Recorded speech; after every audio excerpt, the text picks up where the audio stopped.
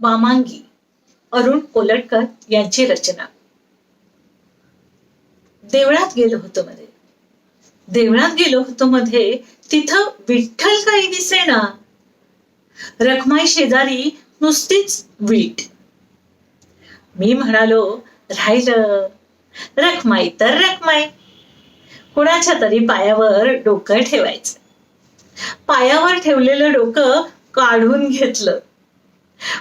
ठेवलेलं डोकं काढून घेतलं. आपल्यालाच पुढं मागं लागेल म्हणून. आणि जाता जाता सहज रखमाईला म्हणालो, विठू कुठं गेला, दिसत नाही. रखमाई म्हणाली, कुठं गेला म्हणजे उभा नाही का माझ्या उजव्या अंगाला? मी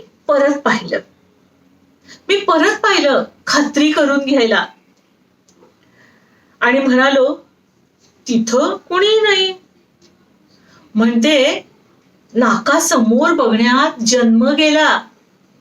नाकासमोर बघण्यात जन्म गेला. बाजूचं मला जरा कमीच दिसतं. दगडासारखी झाली मान, अगदी धरली बघ. इकडची तिकडं जरा होत नाही. कधी येतो, कधी जातो, कुठं जातो, काय करतो, मला काही माहिती नाही. खांद्याला खांदा भिडवून नेहमी बाजूला असेल विठू म्हणून मी पण बावळट उभी राहिले. आषाढी कार्तिकीला इतके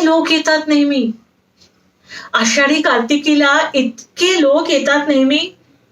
मला कधीच कसं कोणी सांगितलं नाही. आज एकदमच मला भेटायला धावून आलं. 28 युगांचं एकटेपण.